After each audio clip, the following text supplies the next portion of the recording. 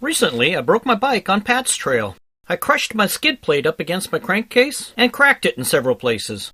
Let me show you how I turned this lemon into lemonade.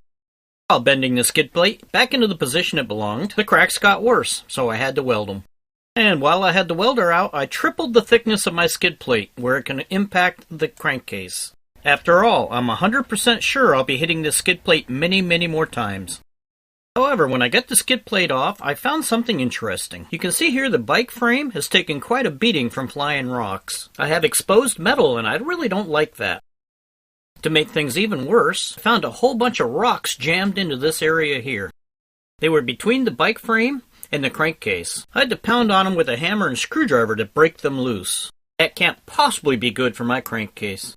So, let's fix it. It appears the rocks are being flung through this hole and coming in through the top of the frame. They fall down inside the frame, and this bolt mount prevents them from exiting the bottom. So, first thing I did was clean it up and repaint it with many coats of paint. Then I covered all the holes with wire mesh. Then painted the wire mesh so it blends in with the bike. So, because I injured my bike and had to fix it, that's the lemons. By the time I was done with this project, the bike was better than when it was new.